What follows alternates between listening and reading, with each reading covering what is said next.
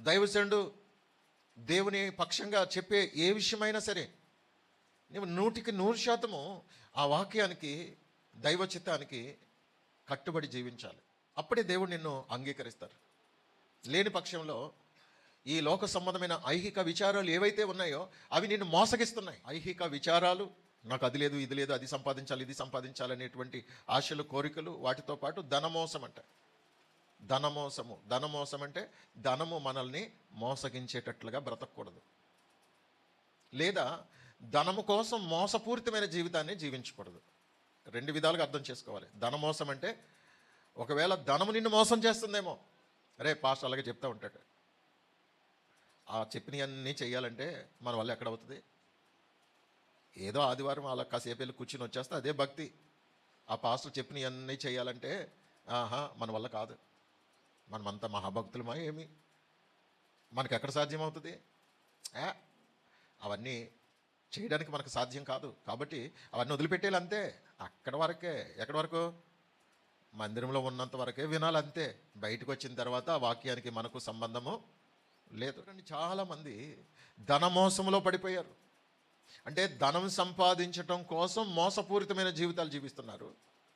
కొంతమందిని ధనమే మోసం చేస్తుంది. కొంతమంది ఏమో ధనం సంపాదించడానికి మోసాలు చేస్తున్నారు. కొంతమందిని ధనమే మోసం చేస్తుంది. ఏమని? ఇదిగో నేను నీకు కావాలంటే నేను చెప్పినట్టు చెయ్యి, ఆ దేవుడు చెప్పినట్టు చేసినా నీకేమీ ప్రయోజనం ఉండదు, ఆ పాస్టర్ చెప్పినట్టు చేసినా నీకు ప్రయోజనం ఏముండదు, నా మాటిను, నేను నీకు ఇంకా పెరగాలంటే నేను చెప్పినట్టు చెయ్యి అని ధనము వారిని మోసగిస్తుంది. చాలామంది ధనానికి దాసోహం అయిపోయారు. ఈ లోకంలో ధనం సంపాదిస్తేనే గొప్ప అనుకుంటున్నారు. వాక్యం చెప్తుంది, ధనం ఒక రోజున రెక్కలు కట్టుకొని ఎగిరిపోతుంది. Hello, bye, tata, see you. నన్ను నమ్ముకుని ఇంతకాలం మోసపోయావుగా. అదే మరి పాస్టర్ ఎన్నిసార్లు చెప్పినా, దేవుడు ఎన్నిసార్లు చెప్పినా నమ్మలేదుగా. నన్ను నమ్ముకుంటే ఇంతే సంగతులు. టాటా, బాయ్ బాయ్ అని ఎగిరిపోతుంది ఒక రోజున. ధనము చేత మోసగించబడుతున్నావేమో, మోసపోవద్దు దేవుని బిడ్డ. ఈ ధనము ఒక రోజున నిన్ను నాశనానికి నడిపిస్తుంది. అవసరానికి కావాలి. అదే సమయంలో దేవుని కంటే ఎక్కువ ధనాన్ని ప్రేమించొద్దు, దేవుని కంటే ఎక్కువ ఆస్తుల్ని ప్రేమించొద్దు, దేవుని కంటే ఎక్కువ ఏ ఇతరమైన వస్తువాహనాల్ని నీవు ఏమాత్రం ప్రేమించొద్దు. దేవుడే ముఖ్యం. దేవుని కొరకు దేన్నైనా నీవు త్యాగం చేయడానికి సమర్పించుకుని అలాంటి భక్తి చేయాలి. నిన్ను నేను వెంబడిస్తానని వచ్చాడు. ఆర్థికంగా మనకేదో కలిసి వచ్చేస్తుంది అని భక్తి చేయకూడదు. నిత్య జీవాన్ని సంపాదించుకోవటం కోసమే భక్తి చేయాలి. నీ ప్రాథమికమైనటువంటి ఆలోచన అదే అయి ఉండాలి. నీ మొదటి ప్రాధాన్యత దేనికి ఇవ్వాలో తెలుసా? నేను పరలోకానికి వెళ్ళాలి, ఆ పరలోక సంబంధమైన జీవితం జీవించటం కొరకు నేనేం చేయాలి? ఇలాంటి జీవితం మీదే మనలను మనం కట్టుకోవాలి. అది భక్తి అంటే. ఆ పరలోకం సంగతి దేవుడు ఎరుగా, అది తర్వాత ఎప్పుడో చూసుకుందాంలే. ఇప్పుడు మనకు అవసరమైంది కావాలిగా. నీకు అవసరమైంది కావలసిన దేవుని మీద పూర్తిగా ఆధారపడాలి. యేసుక్రీస్తు ప్రభువారి దగ్గరికి మనం ఎందుకు రావాలో తెలుసండి? లోకాన్ని విడిచి, లోకాశల్ని విడిచి, ఓ పరిశుద్ధమైన జీవితం కొరకు, ఓ ప్రత్యేకమైన జీవితం కొరకు రమ్మని ఆయన పిలిచారు. వచ్చిన తర్వాత మన జీవితం ఎలా ఉండాలి అని అంటే ఆయన మెచ్చేటట్టుగా ఉండాలి. యేసుక్రీస్తు ప్రభువారు మనకి నిత్య జీవం ఇస్తానని పిలిచారు. దాని కొరకే రావాలి. ఆ తరువాత ఆయన ప్రేమించి మనకి ఏదైనా ఇవ్వాలనుకుంటే ఆయన దయ, ఆయన కృప, అంతవరకే తప్ప నేను మీ సన్నిధికి వస్తున్నాను, నాకు ఏమీ కలిసి రావట్లేదని అడిగామంటే మాత్రం అది భక్తి కాదు. అది భక్తి కాదు. అందుకొరకు రావద్దు అసలు. నీ ఉద్దేశం తప్పు, నీ ఆలోచన తప్పు. నా బ్రతుకు నేను మార్చుకోవాలి, పరిశుద్ధంగా బ్రతకాలి, నీతిగా బ్రతకాలి, యథార్థంగా బ్రతకాలి. యేసు ప్రభువారు ఎంత పరిశుద్ధులో నేను కూడా అంత పరిశుద్ధంగా బ్రతకాలి. దేవుడు వద్దని చెప్పిన దేని జోలికి నేను పోకుండా, దేవుడు చేయమన్నది ఎంత కష్టమైనా నేను దాన్ని తూచా తప్పకుండా పాటించడానికే నేను ఈ భక్తి చేయాలి అనేటువంటి ఒక ఆధ్యాత్మికమైనటువంటి భారంతో దేవుని సన్నిధికి రావాలి. అప్పుడు మనల్ని చూసి ఆయన సంతోషిస్తారండి. ఆయన సర్వ సృష్టికర్త. నీ కొరకు ఆయన ఏమైనా చేయగలరు. ఆయన మన కొరకు ప్రాణం పెట్టిన దేవుడు. మన కొరకు ఏమైనా చేయాలి. కానీ మన ఉద్దేశం ఏదో ఆశించి రాకూడదు. ఆయన సన్నిధికి వచ్చిన ప్రతి ఒక్కరికి కూడా ఆయన మొట్టమొదటిగా ఇచ్చేది పరిశుద్ధ జీవితం, నీతి గల జీవితం. మంచి పరివర్తన కలిగిన జీవితం ఇవ్వాలని ఆయన కోరుకుంటున్నారు. అలా నువ్వు మంచిగా జీవిస్తూ ఉంటే గనక తగిన సమయం వస్తుంది. దేవుడు ఎప్పుడు ఏది చేయాలనుకుంటే ఆయనకు నచ్చినప్పుడు ఆయన చేస్తారు, అంతే. నీకు భౌతికమైన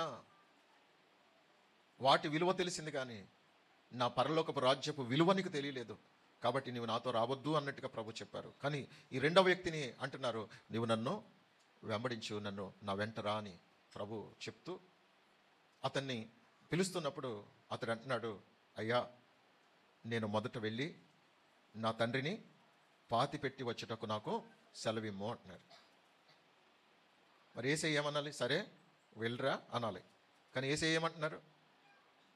వద్దొద్దు, అక్కడ పాతి పెట్టడానికి మృతులైన వారు ఉన్నారు, పాపముల చేత అపరాధముల చేత చచ్చిన వారు కొంతమంది ఉన్నారు, వాళ్ళకి లోకము లోకాశలు ఇవన్నీ ముఖ్యం అనుకునే వాళ్ళు ఉన్నారు.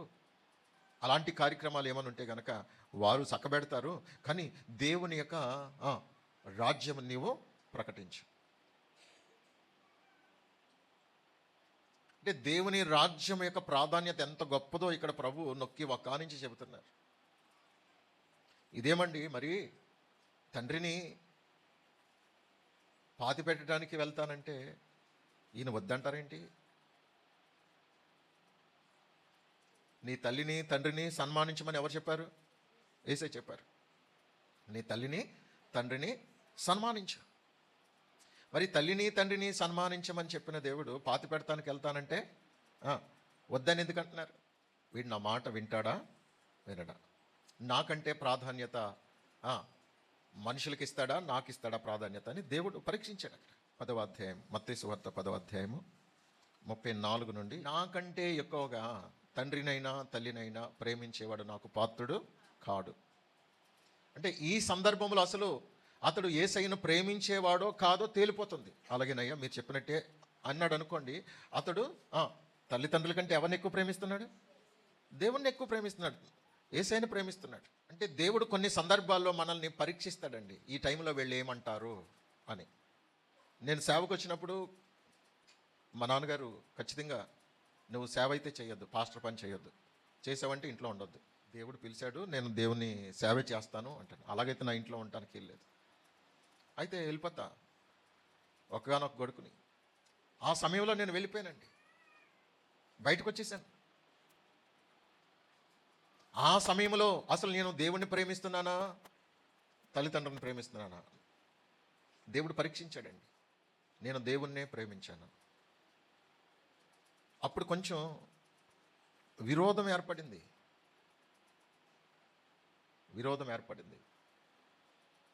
దేవుడు తల్లిదండ్రులను వదిలేయమన్నాడంట వీడిని. దేవుడు ఇదే నేర్పిస్తున్నాడా? భక్తి చేయొచ్చు, మరీ ఇంత మూర్ఖమైన భక్తి చేయకూడదు అని చాలా కాలం మా నాన్నగారు నా మీద బాధ పెట్టుకున్నారు. విరోధం అయిపోయింది. కొన్ని సంవత్సరాలు రాకపోకలు ఆగిపోయినాయి, విరోధం ఏర్పడింది.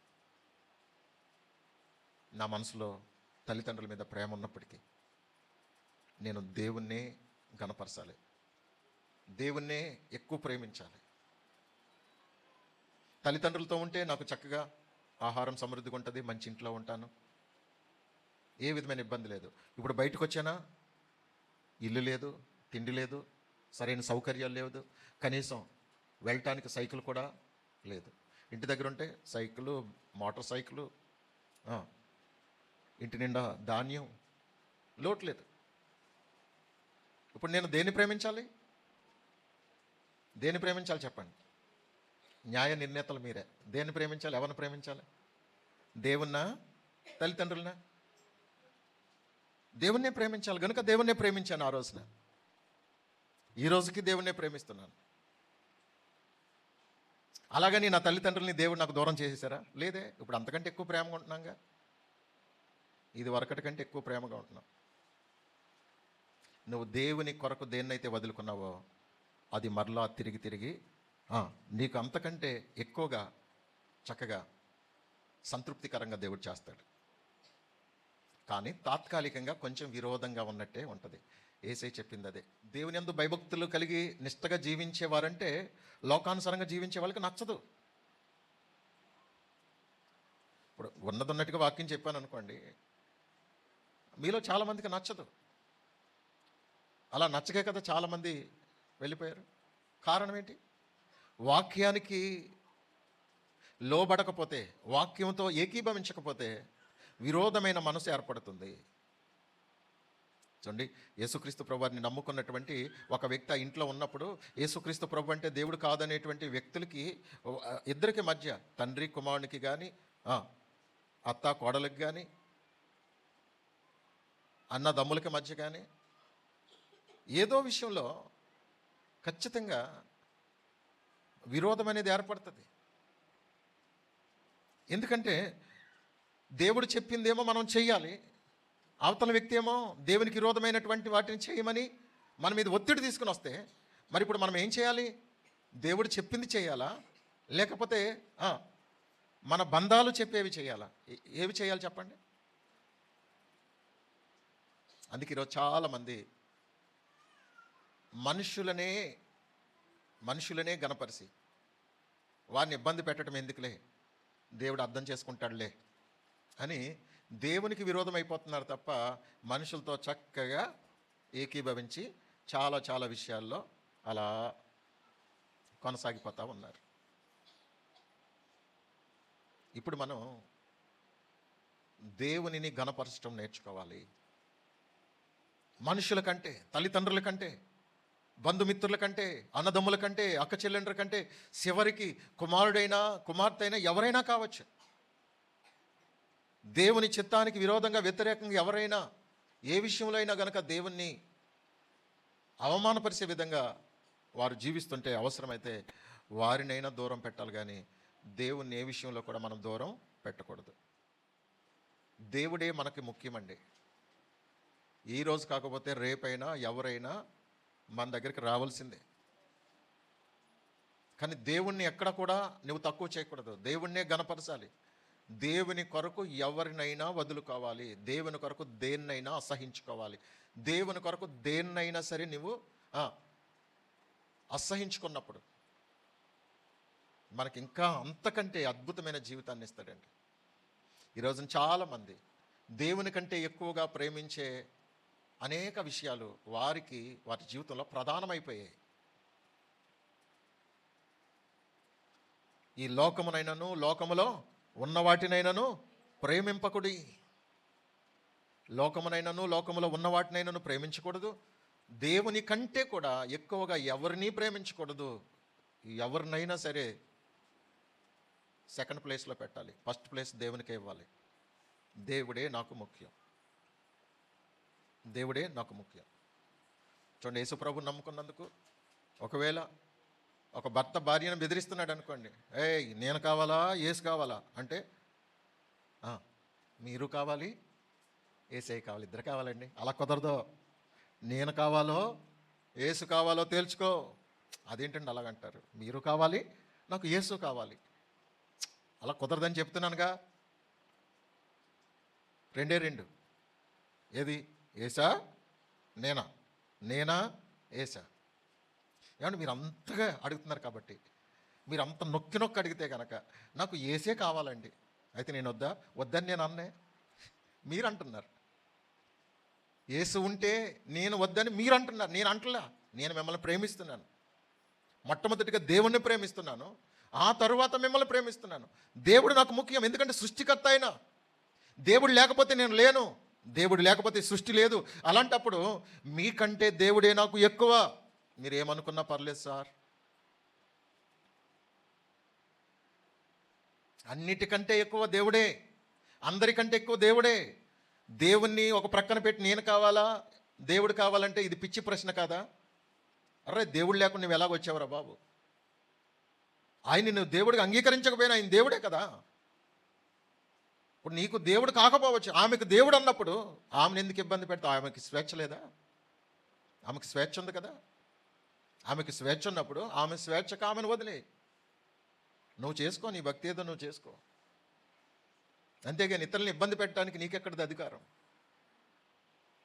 చూడండి, ఇక్కడ నిజంగా దేవుని ప్రేమించేటువంటి వ్యక్తి ఎవరైనా కానివ్వండి, ఒక తల్లి అయినా తండ్రి అయినా, ఒరే మేము కావాలా యేసు కావాలా అని అంటే ఖచ్చితంగా చెప్పాలి, మీరు కావాలి, యేసయ్య కావాలి. యేసయ్య ఉండి మీకు ఇబ్బంది ఏంటంట? మిమ్మల్ని నేను ప్రేమిస్తున్నాను, యేసయ్యను ప్రేమిస్తున్నాను. మీకు వచ్చిన ఇబ్బంది ఏంటి ఇక్కడ? నేను మిమ్మల్ని బాగానే చూసుకుంటున్నానుగా. మిమ్మల్ని బాగా చూసుకుంటున్నప్పుడు నేను నమ్మే దేవునితో మీకు సంబంధం ఏమి? వాళ్ళు ఏమనుకుంటారో, వీళ్ళు ఏమనుకుంటున్నారో ఎప్పుడైనా ఆలోచించావు? ఎవరేమనుకుంటే మనకెందుకు? నువ్వు మోటార్ సైకిల్ మీద వెళ్తుంటే ఏడుస్తున్నారని మోటార్ సైకిల్ అమ్మేస్తావేంటి? నువ్వు కారులో వెళ్తున్నావని ఏడిస్తే నువ్వు కారు లేకుండా చేసుకుంటావేంటి? నీ ఇష్టం. ఏడ్చే వాళ్ళు ఎలాగో ఏడుస్తారు, దేని కొరకైనా ఏడుస్తారు. ఏడ్చే వాళ్ళని అసలు పట్టించుకోకూడదు మనం. నీ క్షేమం గురించి, నీ పరలోకం గురించి నీవు ఖచ్చితంగా నీవు దేవునికి ఒక మంచి వ్యక్తిత్వం కలిగిన వ్యక్తిగా కనపడాలి. ఓ మంచి ప్రవర్తన కలిగిన వ్యక్తిగా దేవునికి కనపడాలి. అందుకే నీ ఇరుగు పొరుగు వారు ఏమనుకున్నా పర్వాలేదు, భక్తి విషయంలో దేవునికి నమ్మకంగా యథార్థంగా మనం జీవించాలి. అవసరమైతే నా కొరకు తన ప్రాణాన్ని పోగొట్టుకునే వాడే నాకు పాత్రుడు. అమ్మో నేను ఏమైపోతానని భయపడే పిరికి బందలు అసలు నాకు వాళ్ళకి సంబంధమే లేదు అని యేసయ్య చెప్తున్నారు. అందుకే దేవుని ప్రేమించే విషయంలో రాజీ పడద్దు, ఎవరితోనూ రాజీ పడద్దు. ఎవరో ఏదో అనుకుంటారని మాత్రం ఎప్పుడు కూడా వాళ్ళ గురించి నీవు నీ వ్యక్తిత్వాన్ని తక్కువ చేసుకోవద్దు. ఆధ్యాత్మిక జీవితంలో ఏ విషయంలో కూడా నువ్వు చేయకూడనిది ఏదైతే ఉందో దాన్ని చేయకుండా జాగ్రత్త పడు. వెళ్ళకూడని స్థలాలకు వెళ్ళొద్దు, చూడకూడని వాటిని చూడొద్దు, మాట్లాడకూడనివి మాట్లాడొద్దు. అలా చేస్తే గనక నీవు దేవునికి విరోధి అయిపోతున్నావు. మనకి అసలైన జీవితం పరలోకంలో ఉంది. ఆ పరలోకం కొరకు ఈ లోకంలో మనల్ని ఎవ్వరు విరోధంగా చూసినా పర్వాలేదండి. ఒక రోజున మన విలువ తెలుసుకుని వచ్చి మనతో సమాధాన పడే ఆ స్థితిని దేవుడు ఏర్పాటు చేస్తాడు. ఎవరి కోసమో నీ జీవితాన్ని, నీ ఆత్మీయ జీవితాన్ని ఎందుకు పాడు చేసుకోవాలి? నీ మీద ఏ విషయంలో అయినా దేవునికి విరోధంగా ఒత్తిడి చేస్తూ ఉంటే మనుషులనైనా వదులుకో, బంధాలనైనా వదులుకో, కానీ దేవుణ్ణి వదిలిపెట్టే ప్రసక్తి లేనే లేదు అన్నట్టుగా నువ్వు ఖచ్చితంగా నిలబడితే గనక నన్ను గణపరచు వారిని నేను గణపరుస్తానని ప్రభు చెప్పారు. దేవుణ్ణి గణపరచడం నేర్చుకోవాలి, మనుషుల్ని గణపరచొద్దు. దేవుని కొరకు దేన్నైనా మనం త్యాగం చేసే వాళ్ళంగా ఉండాలి. చివరికి మన ప్రాణమైనా సరే, యేసే చెప్పిన మాటలు, నా సొంత మాటలు కాదు, చివరికి మన ప్రాణమే పోయినా ప్రాణాన్నైనా త్యాగం చేయడానికి మనం సిద్ధపడాలి. అది భక్తి అంటే. భక్తి అంటే ఓరికి వచ్చిపోయేది కాదు. ప్రతి చిన్ని విషయంలో కూడా ఇది నేను చేయవచ్చా, చేయకూడదా, నేను చేయవలసిన వాటిని నేను నిర్లక్ష్యం చేయకుండా ఎంత జాగ్రత్తగా ఉండాలి అనేది మన ఆత్మీయ జీవితాన్ని దినదినము కూడా మనం సరి చేసుకుంటూ ఉండాలి. ప్రియులారా, మన ఆధ్యాత్మిక జీవితాల్లో మనలను మనము పరిశీలన చేసుకుంటూ దేవుని కంటే ఎక్కువ దేనిని, ఎవరిని ప్రేమిస్తున్నాం? ధనాన్ని ప్రేమించొద్దు, మనుషుల్ని ప్రేమించొద్దు. అంటే దేవుని కంటే ఎక్కువగా మనం అసలు ఏసే చెప్పింది అది. నిన్ను వలే నీ పొరుగు వారిని ప్రేమించు, శత్రువును కూడా ప్రేమించు, ప్రేమించు, ప్రేమించు, ప్రేమించు, అందరినీ ప్రేమించు. దేవుని కంటే ఎక్కువ కాదు, దేవుని తరువాత దేవునికి విరోధంగా ఏదైనా నువ్వు చేయవలసి వస్తే గనక, ఇప్పుడు అవతల వ్యక్తి బాధపడుతున్నారు కానీ అది దేవునికి విరోధమైంది. దేవునికి విరోధమైనది చేయటం వలన అవతల వ్యక్తిని మనం సంతోషపెట్టవచ్చు, వాళ్ళు ఎవరైనా. కానీ దేవునికి ఇష్టం లేనిది చేయవలసి వస్తుంది అక్కడ. ఇప్పుడు మనం ఏం చేయాలి చెప్పండి? దేవునికి ఇష్టం లేనిది చేయటం వలన ఇప్పుడు దేవుడు సంతోషిస్తాడా, మనుషులు సంతోషిస్తారా? మరి మనం మనుషులను సంతోషపెట్టాలా, దేవుని సంతోషపెట్టాలా? నేను ఎప్పటికీ మనుషులను సంతోషపెట్టువాడను కాను అంటాడు దైవజనుడు. నేను ఎప్పటికీ ఏ విషయంలో కూడా మనుషుల్ని సంతోషపెట్టను, దేవుడినే సంతోషపెడతాను. దేవుని తర్వాత అనగా దేవుడు ఇది చెయ్యి అని చెప్తే ఎంత కష్టమైనా చేస్తాను, వాళ్ళని సంతోషపెట్టడం కోసం. దేవుడు చేయమంటే ఎంత కష్టమైందైనా చేస్తాను, ఎంతైనా నష్టపోతాను. కానీ దేవునికి ఇష్టం లేనిది మాత్రం ఎంత సులువైందైనా నేను చేయను. వచనం చదువుదాం. ఫిలిప్పీ పత్రిక 3వ అధ్యాయం 13వ వచనం.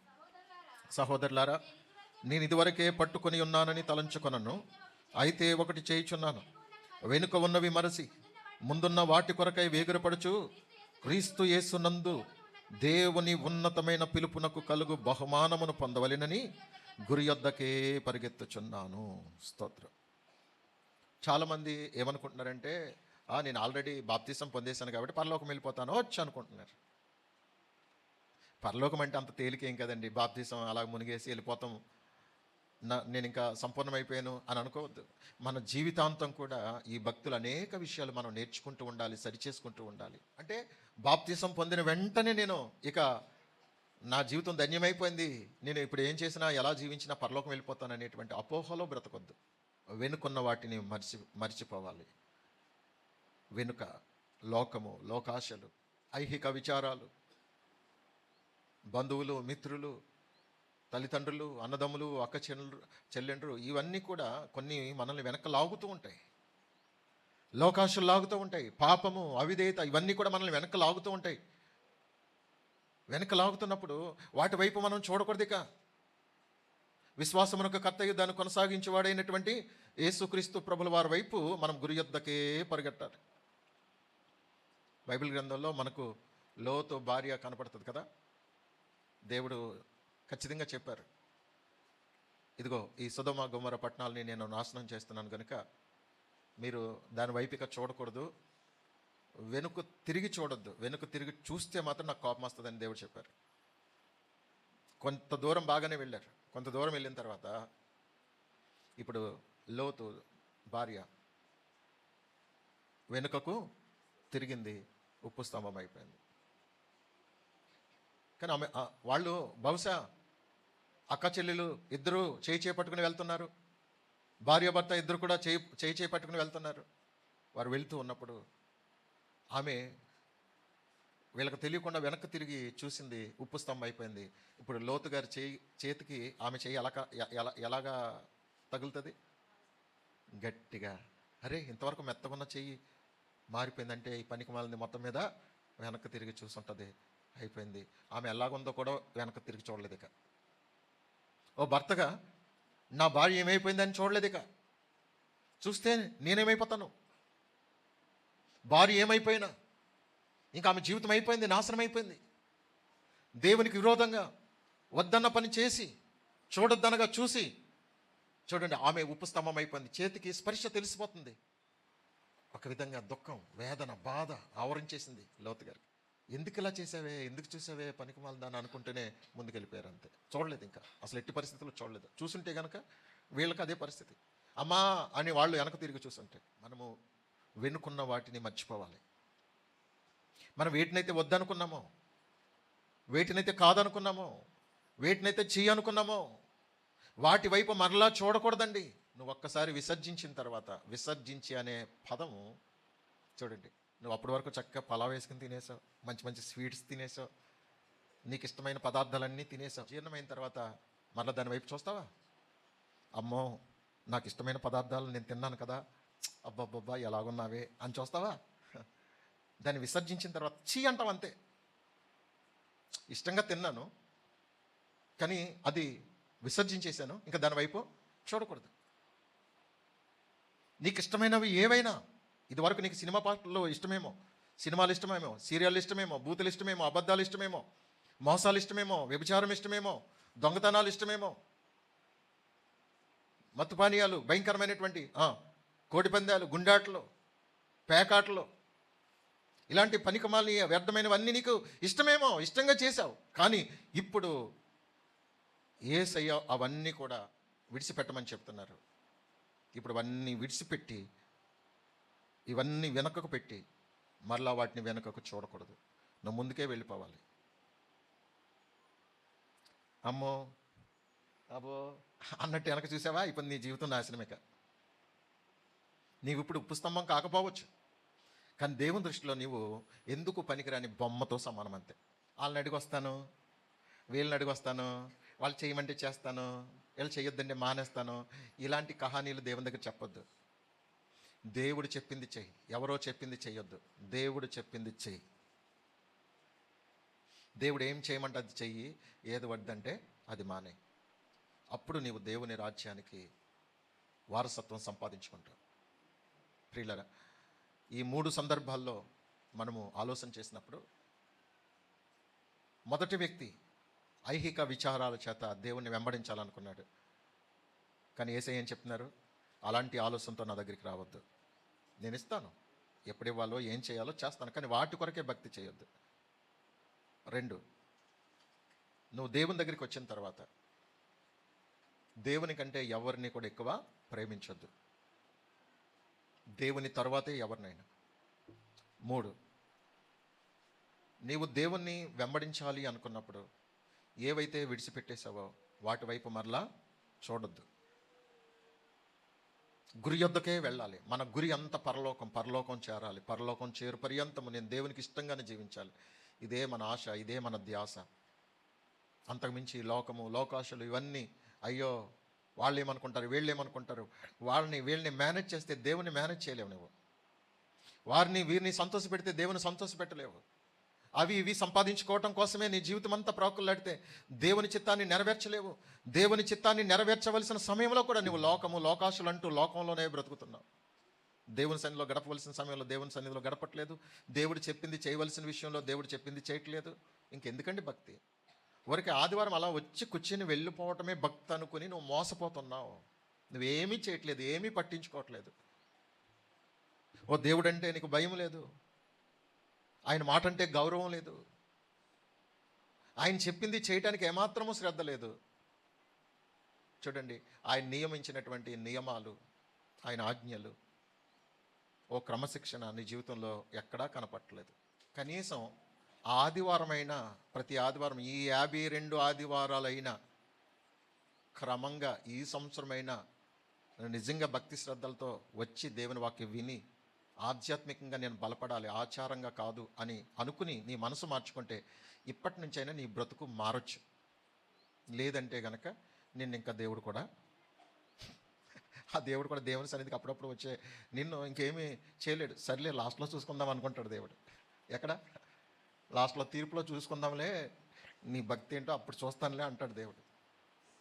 కనుక దేవుని రాజ్యము కొరకైనటువంటి ఒక మంచి సమర్పణతో, దేవుని రాజ్యము కొరకు నేను ఎంత ప్రయాసైనా పడతాను, ఏమైనా చేస్తాను, దేవుడు చెప్పింది చేయడానికి నేను సిద్ధంగా ఉన్నానని ఎవరైతే నిజంగా విరిగి నలిగిన హృదయంతో ప్రభు సన్నిధిలో తమ జీవితాల్ని దేవునికి అప్పగించి, ప్రభువా మీకంటే ఎక్కువ నాకు ఎవరూ కాదు, ఏదీ కాదు, మీరే నాకు ఎక్కువ అని దేవుని నిజంగా ప్రేమించడానికి ఒక మంచి సమర్పణ, ఒక తీర్మానం చేసుకుని యేసయ్యతో చెప్దాం, ప్రభువా ఇంతవరకు మీకంటే ఎక్కువగా లోకాన్ని, లోకాశల్ని ప్రేమించాను, సరదాల్ని ప్రేమించాను,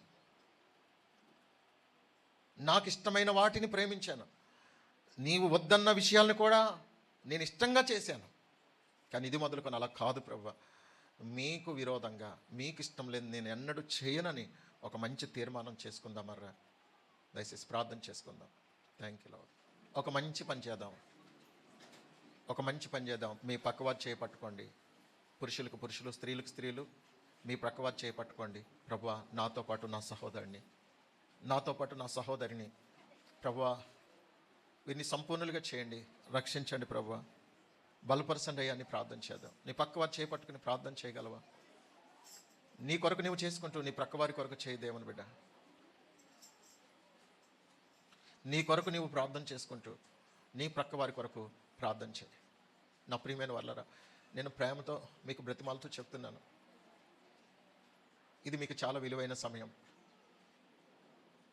ఈ విలువైన సమయాన్ని దేవుని సన్నిధిలో గడిపి కూడా విలువ తక్కువ బ్రతకొద్దు. జ్ఞానంగా, భయముతో, భక్తితో మొదలుకొని ఈ సంవత్సరంలోనైనా మన జీవితాలు దేవునికి ఇష్టమైనవిగా, ఆయన సంతోషించేటట్లుగా మనము ఓ మంచి జీవితాన్ని జీవించడానికి దేవుని దగ్గర ఒక తీర్మానం చేసుకుందాం. ప్రభువా మా ఆత్మీయ జీవితాలను బలపరిచయ్యా అని అడుగుదాం.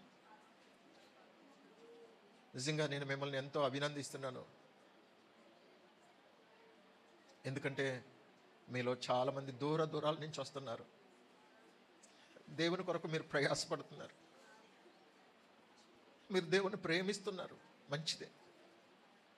కానీ పై ప్రేమ కాకుండా కొంచెం లోతుగా ఆలోచన చేద్దాం.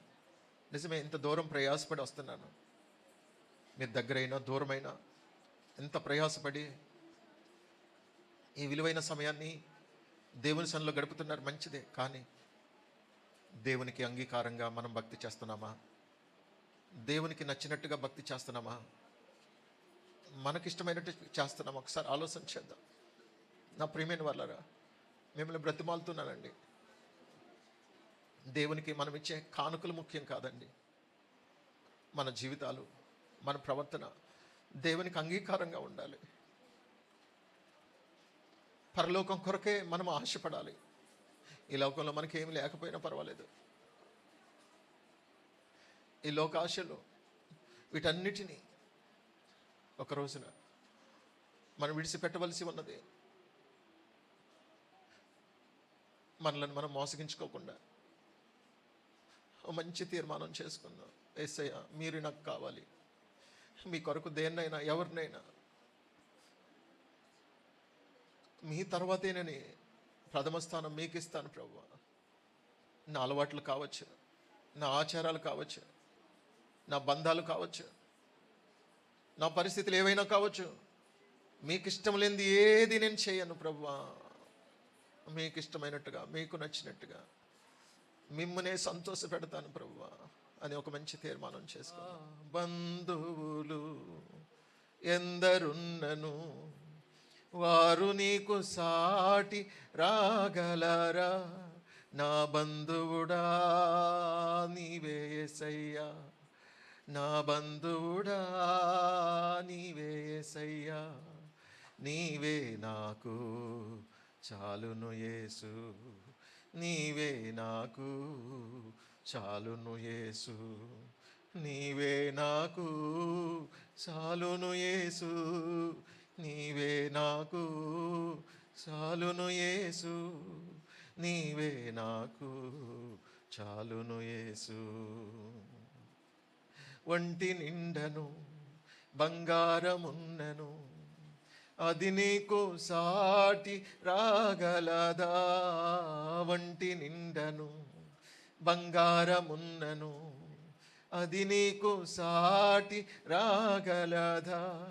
నా బంగారమా నీవే యేసయ్యా, నా బంగారమా నీవే యేసయ్యా, నీవే నాకు చాలును యేసు, నీవే నాకు చాలును యేసు, నీవే నాకు చాలును యేసు, నీవే నాకు చాలును యేసు, నీవే నాకు చాలును యేసు.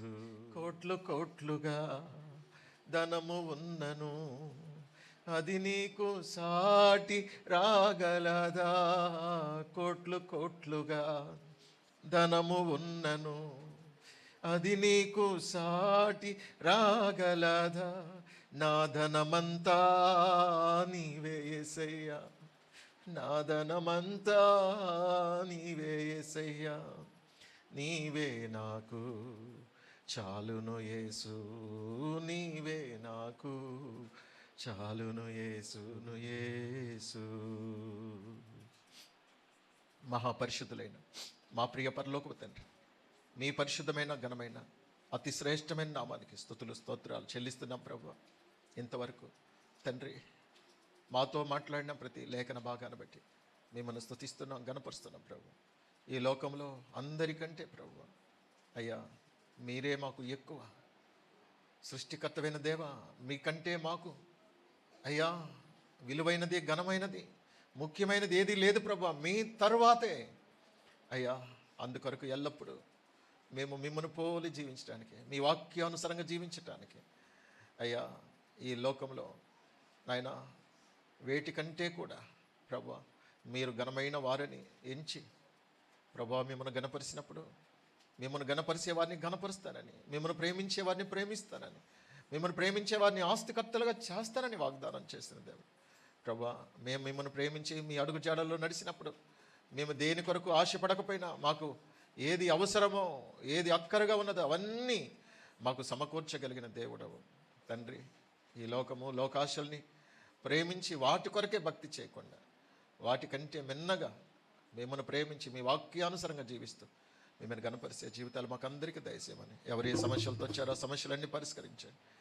రాజా మంచి ఆరోగ్యాలు దయచేయండి. వారమంతట్లో మీ కాపుదల భద్రత దయచేయండి. లోకాశాలు ప్రభా అయ్యా ఇదిగోనైనా మీకు విరోధమైనటువంటి పరిస్థితుల్లోకి మేము వెళ్ళకుండా నమ్మకంగా యథార్థంగా మీకు భయపడి అడుగడుగున ప్రభువా మీ చిత్తాన్ని చేయుచు నమ్మకంగా సాగిపోయే భాగ్యం మాకందరికీ దయచేయమని మా ప్రభువును ప్రియరక్షకులైన యేసయ్య పరిశుద్ధ నామను బట్టి ప్రార్థించి మనవలన్నీ పొంది ఉన్నామని నమ్ముచున్న నమ్మకమైన తండ్రి గారు.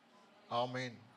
మన పరమ తండ్రి అయిన దేవుని ప్రేమ, కుమారుని యేసుక్రీస్తు వారి యొక్క మహాకృప, ఆదరణకర్తైన పరిశుద్ధాత్మక అన్యోన్య సహవాసము, సమాధానము, నిత్య కాపుదల భద్రత ఇప్పుడెప్పుడు ఎల్లప్పుడు ఇక్కడ ఉన్న వారితో లోకున్న పరిశుద్ధులందరితో సదాయన కృపతోడై ఉండును గాక. ఆమేన్. ఆమేన్. ఆమేన్.